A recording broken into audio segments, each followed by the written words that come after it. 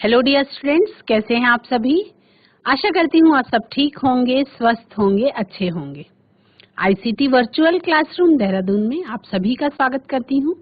मेरा नाम समता है और बच्चों, क्लास 12th में आज हम sexual reproduction in flowering plants इस चैप्टर से रिलेटेड कुछ मल्टीपल चॉइस क्वेश्चंस करेंगे जो आपको मैं टॉपिक वाइज दिखाऊंगी। चलते हैं स्मार्ट बोर्ड की तरफ और उन मल्टीपल चॉइस क्वेश्चंस का हम रिवीजन करेंगे।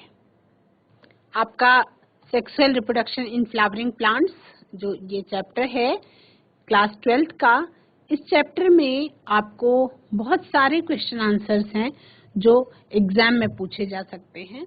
तो आपका नीट 2021 में कुछ क्वेश्चंस पूछे गए, कुछ क्वेश्चंस और बाद में बहुविकल्पीय प्रकार के प्रश्न जो होते हैं उनसे मतलब ये होता है कि प्रश्न पूछा गया, उसमें आपको विकल्प दिए जाते हैं, 4 विकल्प दिए जाते हैं और उन चारों विकल्पों के बाद आंसर मिलता है, जिसमें आपका टॉपिक पहला वाला टॉपिक है pre fertilization structures and event. आप सभी को पता है कि sexual reproduction in flowering plants यानी पुष्पीय पौधों में लैंगिक जनन की प्रक्रिया 3 हिसाब से 3 चरणों में पूरी होती है। पहला होता है प्री फर्टिलाइजेशन इवेंट, दूसरा होता है फर्टिलाइजेशन इवेंट और तीसरा होता है पोस्ट फर्टिलाइजेशन इवेंट।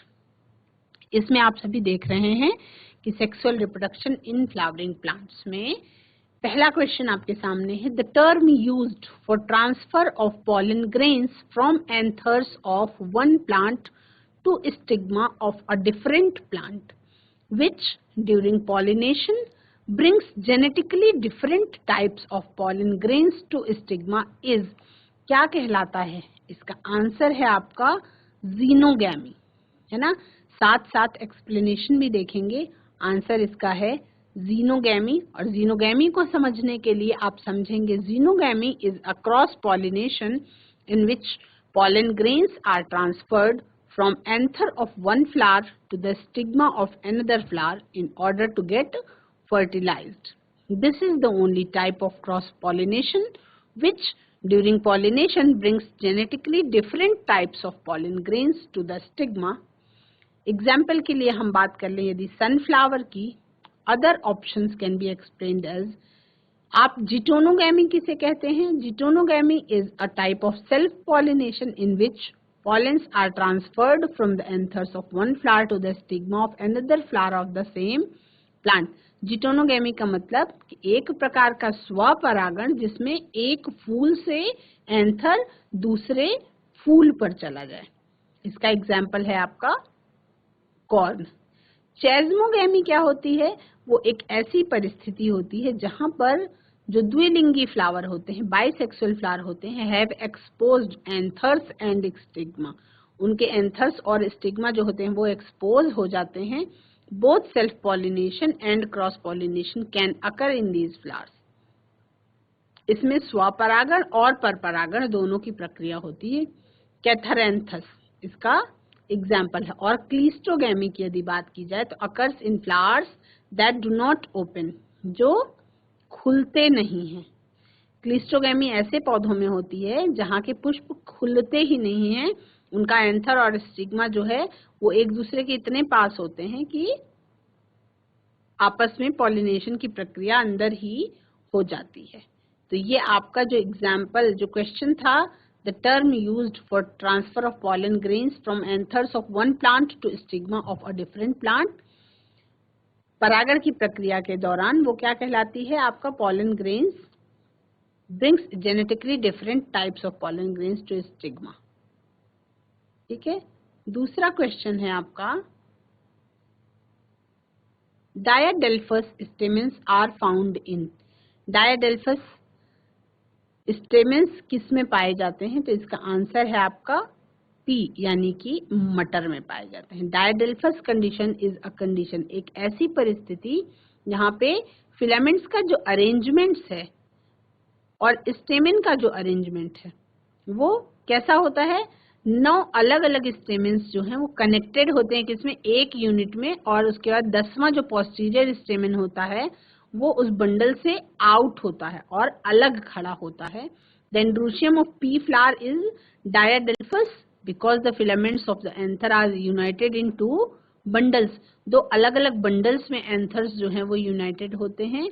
और पी के केस में यानी मटर के केस में out of 10 9 stamens form a staminal tube while one is free.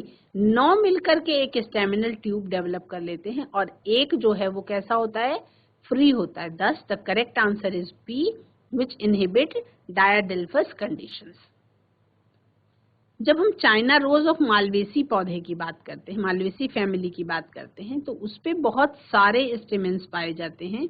The filaments of stamens are united in one group, thus forming a staminal tube around the style. और इस तरीके के स्टेमेंस जो हैं वो मोनाडेल्फस कहलाते हैं. The polyadelphous stamen is seen in citrus. These have many small bunches of the fused stamens. तो 4 ऑप्शंस दिए गए थे, चारों के बारे में बात हुई. नेक्स्ट क्वेश्चन देखते हैं बच्चों. A typical angiosperm embryo sac at maturity. Maturity के टाइम पे जो टिपिकल एंजियोस्पर्म एम्ब्रियो सैक होता है वो कैसा होता है, तो कैसा होता है वो 8 न्यूक्लिएट एंड 7 सेल्ड होता है. आंसर क्या है, 8 nucleate and 7 celled. In dicotyledons at the time of fertilization, fertilization के समय पे the female gametophyte develops from a single megaspore.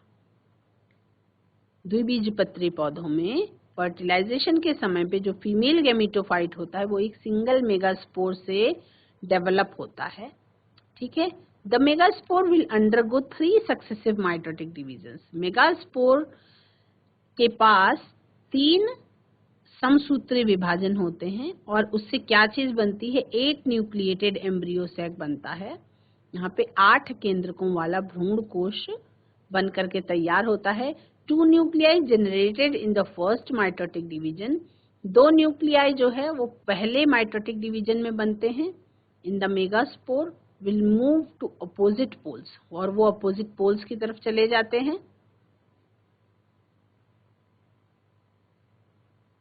These nuclei divided and re-divide at their ends to form 8 nucleated stage.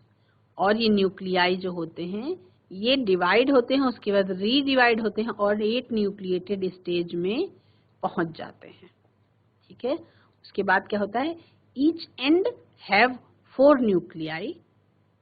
हर एंड पर 4 nuclei होते हैं. Out of which at micropylar end towards 3 nuclei differentiate into 2 synergids and 1 egg cell, जिसमें 2 synergids यानी सहायक कोशिकाएं होती हैं और एक अंड कोशिका होती है. while at the chalazal end 3 nuclei differentiate as antipodal cells. 3 nuclei जो है वो एंटीपोडल सेल्स के रूप में होती हैं. the remaining 2 cells, जो रिमेनिंग 2 सेल्स कोशिकाएं होती हैं, one at micropylar end and other as chalazal end, migrate the center and fuse. एक माइक्रोपाइलर एंड से और एक चैलेजल एंड से माइग्रेट कर जाती है सेंटर की तरफ और आपस में जुड़ जाती है.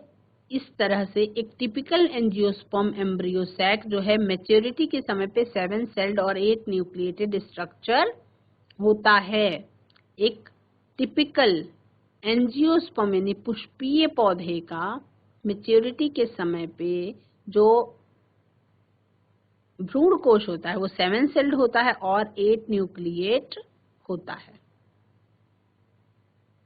In some members of which of the following pairs of families pollen grains retain their viability for months after release? Poaceae, Rosaceae. Option number B, Poaceae, Leguminosae. Option number C, Poaceae, Solanaceae और option number D Rosaceae और Leguminosae. तो question number 4 में देखते हैं. In some members of Rosaceae, Leguminosae and Solanaceae, pollen grains maintain viability for a month due to sporopollenin. प्रोजेसी की कुछ members में और लेगुमिनेसी और सोलेनेसी के पॉलन ग्रेन्स जो हैं वो अपनी वायबिलिटी मेंटेन कर सकते हैं 1 माह के लगभग तक के। क्यों? स्पोरोपोलिनिन की उपस्थिति के कारण। स्पोरोपोलिनिन क्या है? आप सबको पता है कि विघटित ना होने वाला एक पदार्थ है जो स्पोर्स के ऊपर पाया जाता है। द आउटर वॉल और exine of pollen grains contains sporopollenin. Pollen grains की जो आउटर वॉल या एक्साइन होती है वो स्पोरोपोलिनिन नाम का उसके अंदर पदार्थ होता है। और स्पोरोपोलिनिन क्या है? It is one of the most resistant organic compounds known. Most resistant organic compound अगर कोई भी है इस संसार में तो वो स्पोरोपोलिनिन है, जो किसी भी तरीके के एंजाइम से या किसी भी तरीके की किसी भी पदार्थ से विघटित नहीं होता है। It protects pollen grains from external factors such as temperature, acid, alkali. Because of the sporopollenin, pollen grains are preserved as fossils. इसी स्पोरोपोलिनिन के कारण जो पॉलन ग्रेन्स होते हैं उनको जीवाश्मों के रूप में प्रिजर्व किया जा सकता है ना। तो ये आपका, क्योंकि आप चैप्टर पहले पढ़ चुके हैं तो रिवीजन करने में आपको आसान होगा। क्वेश्चंस का हम रिवीजन आसानी से करते चल रहे हैं। हम देखेंगे क्वेश्चन नंबर 5। क्वेश्चन नंबर 5 क्या कहता है? क्वेश्चन नंबर 5 कह रहा है Which of the following is incorrect of wind pollinated plants? यानी कि विंड पॉलिनेटेड प्लांट्स जो हैं उसमें से कौन सा इसमें इनकरेक्ट है विंड पॉलिनेटेड प्लांट्स के लिए? Well exposed stamens and stigma. Option number B, many ovules in each ovary. Option number C, flowers are small and not brightly coloured. Option number D, pollen grains are light and non sticky। इसमें हम देखेंगे option में option number B जो है many ovules in each ovary, ये correct option है। Option number B many ovules in each ovary। Option number B क्या कहता है? Is incorrect. Because incorrect option पूछा गया है तो करेक्ट आंसर जो है वो ऑप्शन नंबर बी जो इनकरेक्ट है वही आपका करेक्ट आंसर होगा।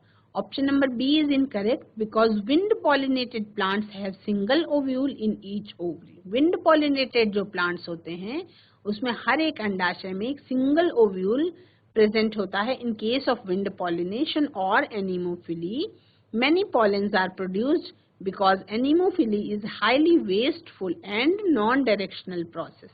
anemophily जो है वो बहुत wasteful और non-directional process है। इसमें क्या होता है?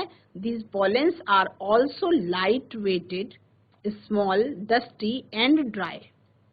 To catch the wind-borne pollens, stigma is exposed and hairy. Flowers are small and inconspicuous, colorless and nectarless. अगर हम वाटर हाइसिंथ की बात करें या वाटर लिली की बात करें तो पॉलिनेशन कैसे होता है उसमें? क्वेश्चन नंबर 6 में हम देखेंगे water currents only. Water hyacinth और वाटर लिली में पॉलिनेशन कैसे होता है? केवल वाटर करेंट्स के द्वारा होता है, वाइंड और वाटर के द्वारा होता है, इंसेक्ट्स और विंड के द्वारा होता है। वाटर हाइसिंथ और वाटर लिली जो होता है बच्चों ये कहाँ पे होता है? ये लेवल के ऊपर होता है। तो इसलिए इसका जो आंसर है वो है option number D. In water hyacinth and water lily the flowers emerge above the level of water। Level water के लेवल के ऊपर होते हैं, बाहर निकले हुए होते हैं। and are thus pollinated by insects or winds। तो ये किसके द्वारा पॉलिनेटेड होते हैं? ये या तो कीड़े मकोड़ों के द्वारा या हवा के द्वारा पॉलिनेटेड होते हैं। Water lily and water hyacinth are in the water but their stem part which is above the thalamus is not in water। जो इसका स्टेम वाला पार्ट होता है वो तो जो है पानी के अंदर होता है, लेकिन जो थैलेमस वाला पार्ट है वो पानी के बाहर होता है। The pollen grains are in the upper part of thalamus, so pollination cannot be done by water। तो परागण की जो प्रक्रिया है वो पानी के द्वारा इसमें नहीं होती है। That's why done bye insects और विंड। इसीलिए इंसेक्ट्स या विंड के द्वारा ये प्रक्रिया होती है। क्वेश्चन नंबर 7 है the plant part which consists of two generations, one within the other. Option number 1, pollen grains inside the anther. Option number B, germinated pollen grains with two male gametes. Option number C, seed inside the fruit. And option number D, यानी कि 4, embryo sac inside the ovule. Answer में क्या लिखेंगे? The plant part which consists of two generations, one within the other, are pollen grains inside the anther and embryo sac inside the ovule. This can be explained as in an ovule or moiga sporangia, जो कैसा होता है? Diploid होता है to N. There occurs an embryo sac or female gametophyte which consists of an egg cell. This egg cell or female gamete is the part of next generation which forms zygote after syngamy. यानी syngamy की process के बाद क्या होता है? zygote का development हो जाता है. Likewise, an anther जो कि कैसा है? diploid to N है, is a male reproductive structure of a plant. Anther जो कि 2N होता है वो आपका मेल रिप्रोडक्टिव पार्ट है किसी भी प्लांट का. As the anther mature and dehydrate, जैसे जैसे एंथर मेच्योर होता है और डिहाइड्रेट होता है, it form pollen grains via microsporogenesis. Microsporogenesis की प्रक्रिया के द्वारा पॉलन ग्रेन्स का फॉर्मेशन होता है. These pollen grains represents the male gametophyte comprising of male gametes. और ये पॉलन ग्रेन्स जो हैं वो मेल गैमेटोफाइट को रिप्रेजेंट करते हैं. So in this way there occurs two generations one with the other. Next question देखेंगे बच्चों. What type of pollination takes place in Vallisneria? Important है, ये भी आपका एग्जाम में भी पूछा जा सकता है. जिसमें ऑप्शन नंबर ए क्या कह रहा है? Pollination occurs in submerge condition by water. जिसमें सबमर्ज कंडीशन में वाटर में पॉलिनेशन की प्रक्रिया होती है. वेलिस्नेरिया में पूछ रहा है आपसे. Flowers emerge above surface of water and pollination occurs by insects. यहाँ पे फ्लावर्स जो है वो वाटर सरफेस से बाहर की ओर निकले होते हैं और पॉलिनेशन जो है वो कीड़े मकोड़ों के द्वारा होता है. तीसरा है flowers emerge above water surface and pollen is carried by wind. इसमें फ्लावर्स जो है वो वाटर सरफेस के बाहर निकले होते हैं और पॉलन जो है वो विंड के द्वारा कैरी आउट होती है. और चौथा ऑप्शन है male flowers are carried by water currents to female flowers at the surface of water. इसमें मेल फ्लावर्स है, उसमें वाटर करेंट्स के द्वारा फीमेल फ्लावर्स तक वो पहुंच जाते हैं. तो वेलिस्नेरिया की यदि हम बात करें तो आपका ऑप्शन नंबर डी जो है वो सही आंसर है. कैसे? Vallisneria is a water pollinated plant. आप सबको पता है वेलिस्नेरिया में जो पॉलिनेशन की प्रक्रिया है वो वाटर के थ्रू होती है. In Vallisneria the female flowers reach the surface of water. Vallisneria में फीमेल फ्लावर जो है वो वाटर सरफेस पे पहुंच जाता है बाय द लॉन्ग स्टॉक. उसकी बहुत लंबी स्टॉक होती है. एंड द मेल फ्लावर्स और pollen grains are released on to the surface of water. और पॉलन ग्रेन्स उसके बाद वाटर सरफेस पे छोड़ दिए जाते हैं. They are carried passively by water currents to female flowers at surface of water.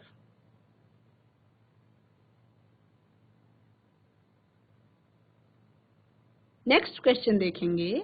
In which of the following both autogamy and geitonogamy are prevented? और इसका ऑप्शन है बी पपाया. पपाया इसका सही आंसर है.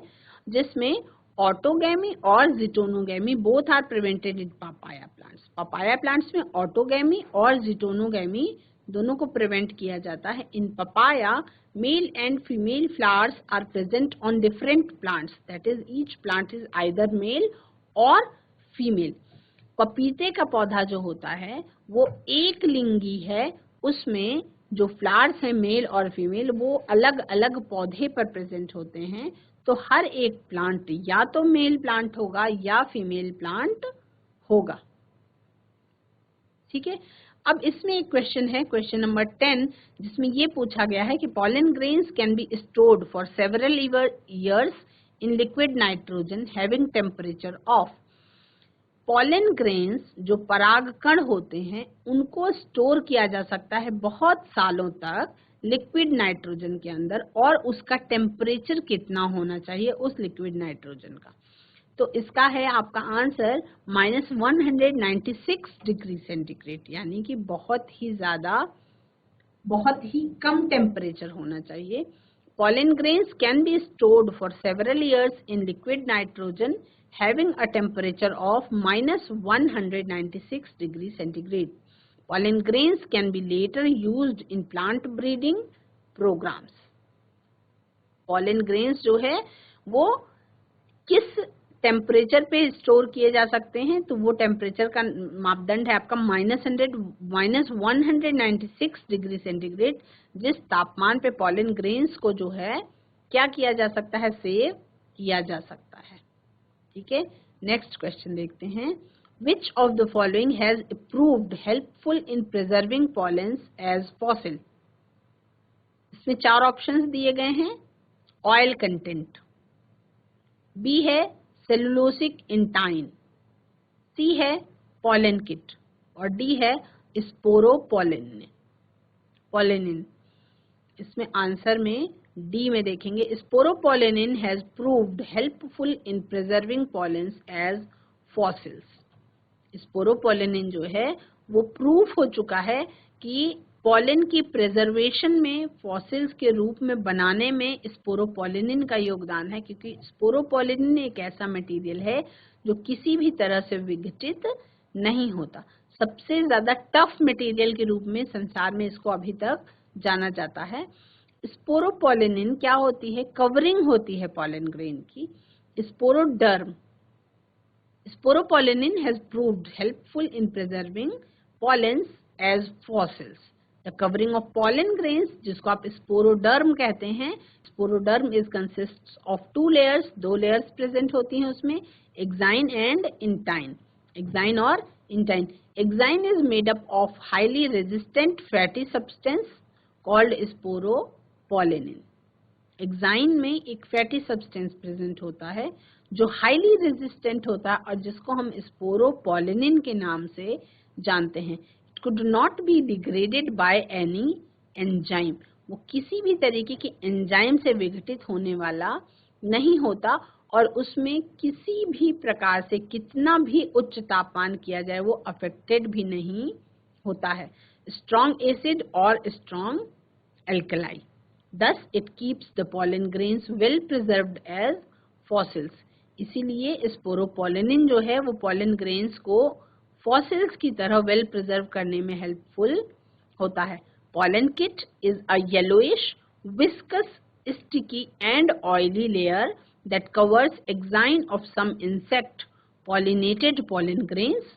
Intine of pollen grains is made up of pectin and cellulose. Pollen kit क्या होता है, वो येलोइश सब्सटेंस होता है, ऑयली लेयर होती है जो एक्साइन को कवर करती है, और इंसेक्ट पॉलिनेटेड पॉलन ग्रेन्स के बाहर ये पॉलन किट पाई जाती है। जो इंटाइन होती है पॉलन ग्रेन की, वो किसके द्वारा बनती है, वो पेक्टिन और सेलुलोज के द्वारा बनती है। और स्क्रीन पे आपको ये मैच्योर पॉलन ग्रेन का एंजियोस्पर्म का स्ट्रक्चर दिखाई पड़ रहा है। इस स्ट्रक्चर में आप देख रहे हैं एक कांटे जैसी थोड़ी सी खुरदुरी बाहरी लेयर है जिसको आप एक्साइन के नाम से जानते हैं। उसकी अंदर वाली दीवार इंटाइन के नाम से कहलाती है, और दोनों के बीच में क्या प्रेजेंट होता है, जर्म पोर प्रेजेंट होता है। ठीक है, वहां पे बीच में एक जेनरेटिव सेल भी प्रेजेंट होती है, और बीच में ट्यूब न्यूक्लियस प्रेजेंट होता है, और ट्यूब सेल्स भी प्रेजेंट होती हैं। ये आपका pollen grain, mature pollen grain का स्ट्रक्चर है एंजियोस्पर्म्स में। ठीक है, अब कुछ पॉलन ग्रेन्स ऐसे होते हैं जिनमें पंखों जैसी संरचना होती है, विंग्ड पॉलन ग्रेन्स किस में प्रेजेंट होते हैं?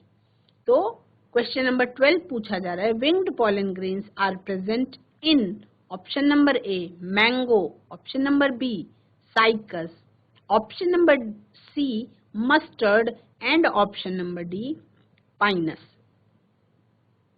winged pollen grains are present in pinus. Pinus में winged pollen grains present होते हैं.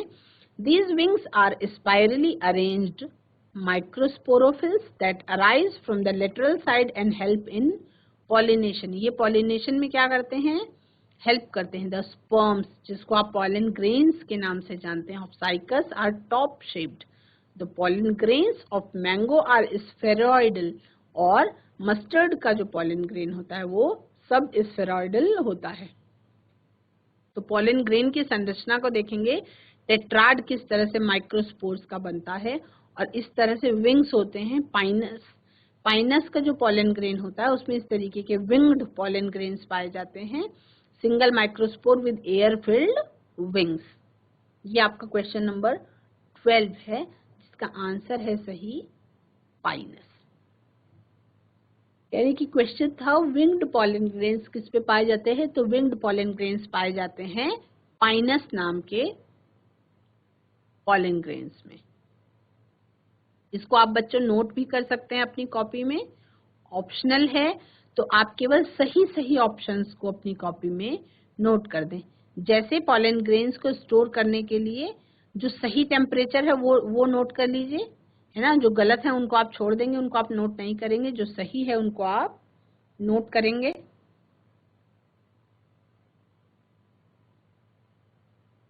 इसी तरह से विंग्ड पॉलन ग्रेन्स डैश लगा के आप लिखेंगे पाइनस. क्वेश्चन है, autogamy and geitonogamy are prevented, dash लगा के लिखेंगे पपाया.